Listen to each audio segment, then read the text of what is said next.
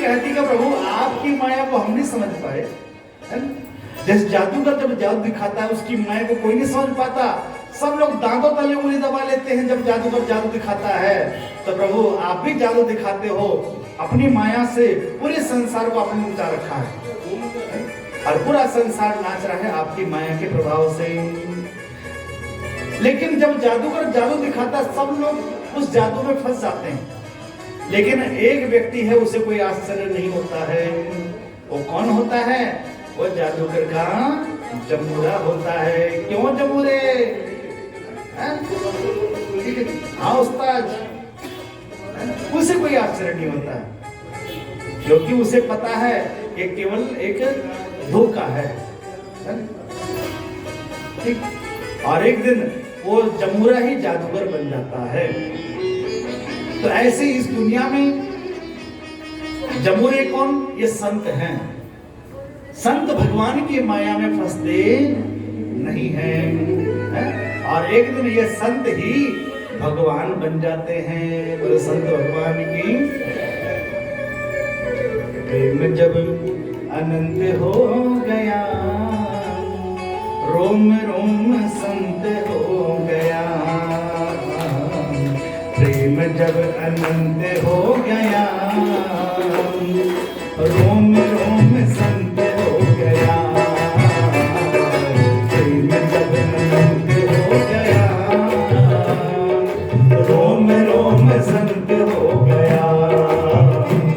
अरे देवाले, हाँ जी देवाले हो, देवाले, हाँ जी देवाले। अरे देवाले बन गया बदन, ओ देवाले बन गया बदन। अरे संत तो महंत हो गया, रोम जब अनंत हो गया, रोम रोम संत हो गया। प्रेम जब अनंत हो गया, रोम रोम संत हो गया। पोथी पढ़ पढ़ तक मुआ, पंडित भया न कोई। पोथी पढ़ पढ़ जग मुआ, पंडित भया न कोई। काई अक्षर प्रेम का, पढ़े सो पंडित होय। काई अक्षर प्रेम का, पढ़े सो पंडित होय। प्रेम जब अनंत हो गया, रोम रोम संत हो गया। प्रेम जब अनंत हो गया, रोम रोम संत हो गया। देवाले, हाँ जी देवाले, देवाले, हाँ जी देवाले। अरे देवाले बन गया बदन, ओ देवाले बन गया बदन।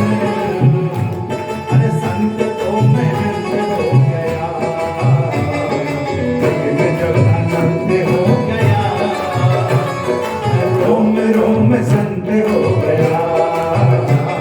प्रेम जब अनंत हो गया, रोम रोम संत हो गया। जहाँ देखता हूँ वहाँ मेरे राम, जहाँ देखता हूँ वहाँ मेरे राम। जहाँ देखता हूँ वहाँ मेरे राम, जहाँ देखता हूँ वहाँ मेरे राम। देखो संत का देव सब जगह प्रभु का दर्शन करता है। जहाँ देखता हूँ वहाँ मेरे राम, जहाँ देखता हूँ वहाँ मेरे राम। मन को मिलता सहज ही आराम है, मन को मिलता सहज ही आराम। अरे मन को मिलता सहज ही आराम है, मन को मिलता सहज ही आराम है। अरे सतगुरु सुमंत हो गया, अरे सतगुरु सुमंत हो गया। रोम रोम संत हो गया।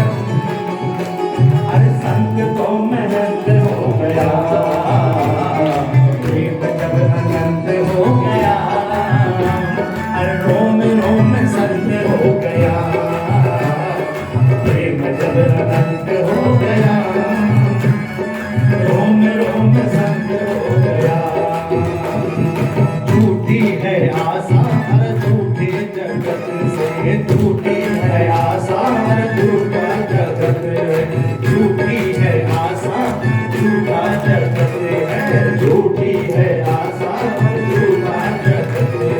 झूठी है कृष्णा और झूठे भगत हैं, झूठी है कृष्णा और झूठे भगत। वेद का भी अंत हो गया, वेद का भी अंत हो गया, रोम रोम संत हो गया, वेद का भी अंत हो गया, रोम रोम संत हो गया। अरे देवाले हाँ जी देवाले, ओ देवाले हाँ जी देवाले, देवाले बन गया बदन, ओ देवाले बन गया बदन। अरे संत तो महंत हो गया, प्रेम जब आनंद हो गया, रोम रोम संत हो गया, प्रेम जब आनंद हो गया, रोम रोम संत हो गया। राम नाम की औषधि जो खरी नियत से खाए, राम नाम की औषधि जो खरी नियत से खाए, अंग रोग व्यापे नहीं, महारोग मिट जाए, अंग रोग व्यापे नहीं, महारोग मिट जाए। प्रेम जब अनंत हो गया, रोम रोम संत हो गया, प्रेम जब अनंत हो गया, रोम रोम संत हो गया। देवाले हो देवाले, हो देवाले हाँ जी देवाले, देवाले बन गया बदन, ओ देवाले बन गया बदन। अरे संत को महंत हो गया, प्रेम जब अनंत हो गया,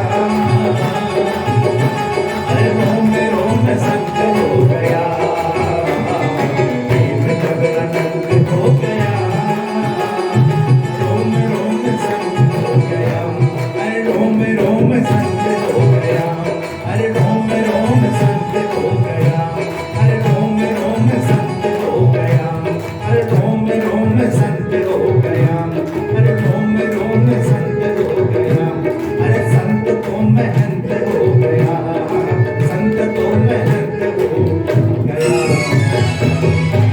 एक बार बोलो राधे राधे।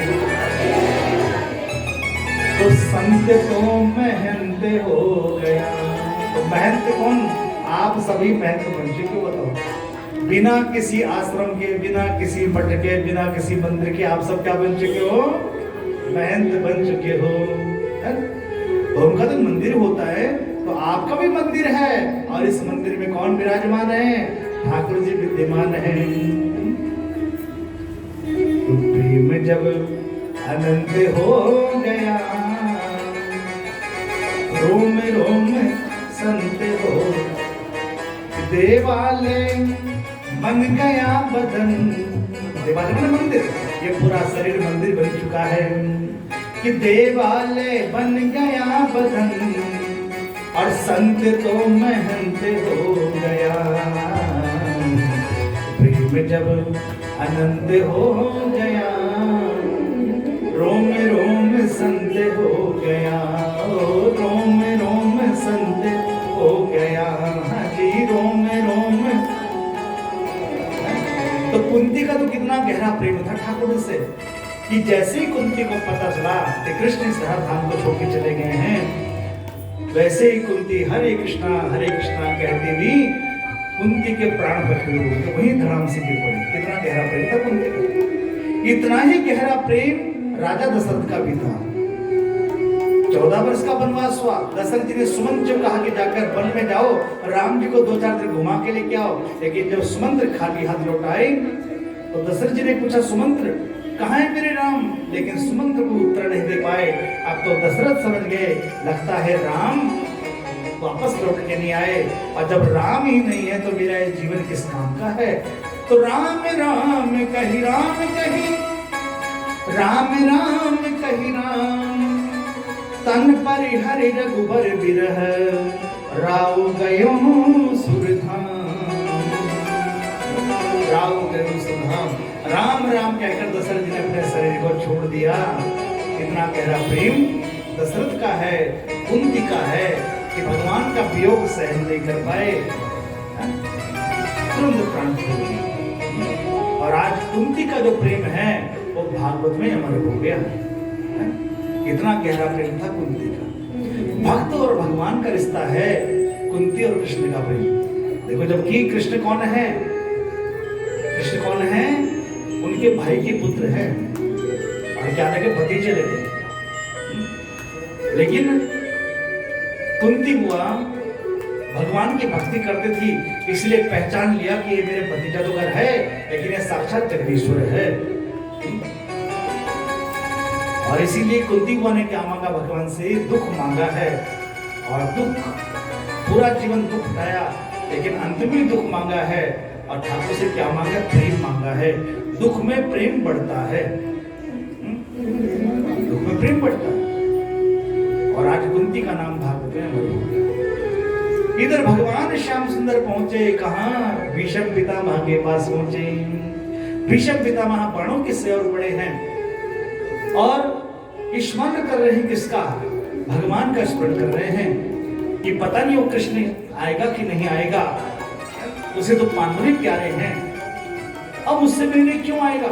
वैसे वादा तो उसने किया था आने का। देखो, भगवान ने वादा किया था आने का। कब?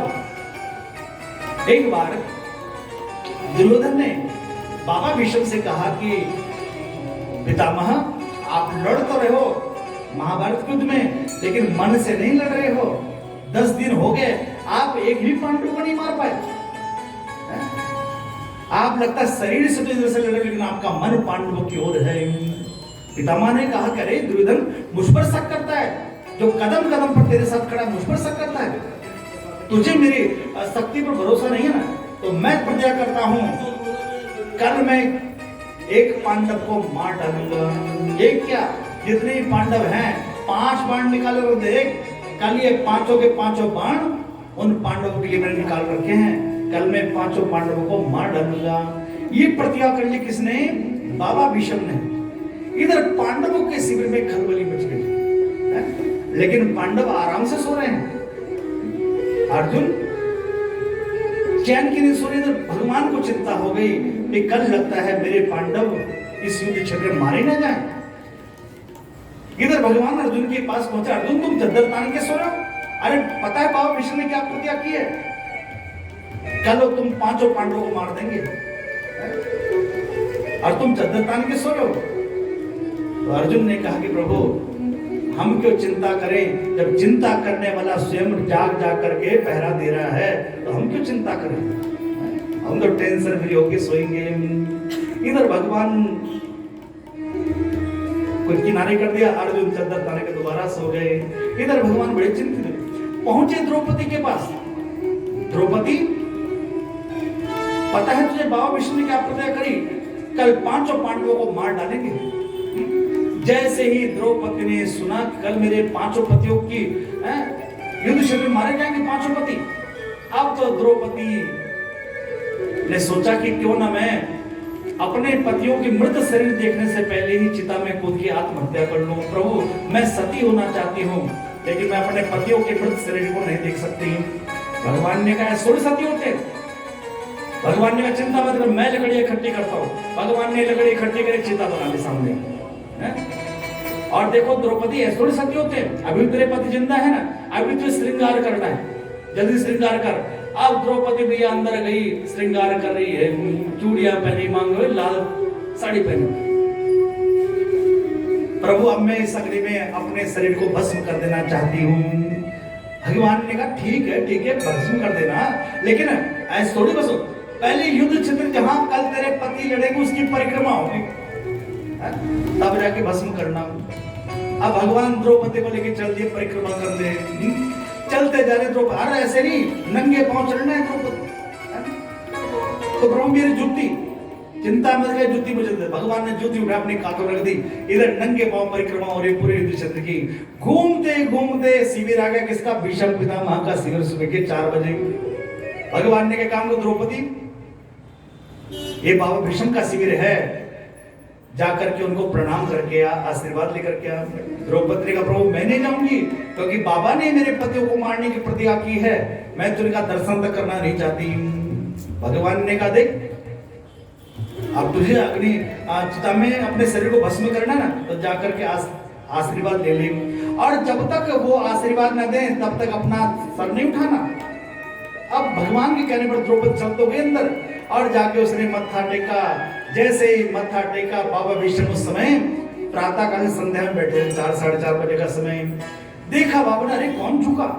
ओ देखा कोई सधुआ नारी है। बाबा भीष्म को याद आया कि कल मैंने दुर्योधन से कहा था, एक काम कर दुर्योधन, कल तो अपनी पत्नी को भेज देना सुबह श्रृंगार करके, और मैं उसे आशीर्वाद दूंगा, फिर तुझे युद्ध में कोई मार नहीं पाएगा। इधर बाबा भीष्म थोड़ा सा गड़बड़ हो गई। बाबा भीष्म ने सोचा कि लगता है दुर्योधन की पत्नी है, जबकि दुर्योधन की पत्नी भी चली थी, लेकिन उसने भी सुंदर श्रृंगार किया। जैसे ही वो चली, तब तक उसका जो पैर है वो दुर्योधन के पैर से टकरा गया। इधर दुर्योधन की आंख खुल के देखा, अरे इतना सुंदर वेश, कहाँ जा रही है? वो बाबा भीष्म ने बुलाया, अरे बाबा के पास कल चले जा रहा, ख्याल से यहाँ बैठ बात कर। अब उसको वहां बिठा लिया। देखो भगवान ने कैसी लीला रची, और द्रौपदी को भेज दिया। और जैसे द्रौपदी को भेजा तो बाबा भीष्म के मुंह से आशीर्वाद निकल गया, सौभाग्यवती हो। ये सौभाग्य तुम्हारा चल रहे, सिंदूर से मांग न खाली हो। बर देता हूं मैं ए बेटी, तू वीर कुमारों वाली हो, तू वीर कुमारों। इधर द्रौपदी ने सिर उठाया, बाबा एक बात बताओ, और रात की कल की प्रतिज्ञा सत्य है या अब की प्रतिज्ञा सत्य है? एक तरफ तो मेरे पति को मारने की बात कर रही हो, और दूसरी तरफ कह रहे हो वीर कुमारों वाली हो, मतलब तेरे जो बालक हो वीर हो, तो बालक कैसे हो मारे जब पति युद्ध क्षेत्र मारे जाएंगे।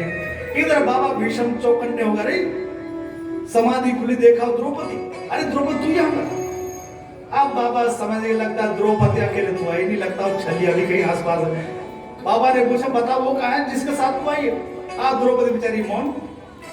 द्रौपदी ने थोड़ा नाम नहीं बता कि मैं कन्हैया जी के साथ आई हूँ। इधर बाबा भीष्म उठे, शिविर के बाहर पहुंचे। इधर भगवान ने भी क्या किया कि दासी का वेश बना लिया, ऊपर से पूरा घूंघट घूंघट लगा रखे। अब बाबा भीष्म जैसे ही पहुंचे, देखा दासी खड़ी है। अब पहचान तो गए क्योंकि नीचे जूते देख लिए, बना तो दासी का वेश लेकिन जूते आधे मुंह वाले पकड़े। बाबा भीष्म जाके चरणों पर गिर पड़े, कहने लगे प्रभु वाह क्या अद्भुत लीला है, अपने भक्ति की रक्षा के लिए प्रभु आपने दासी का वेश बनाया है। लेकिन बाबा भीष्म को याद आया कि द्रौपदी नंगे पाँव है, जूते कैसे? इधर तो देखे जूते नहीं देनी है। इधर भगवान को हिलाया, लगता है कन्हैया दासी का वेश बना के तो आया है, नहीं लगता है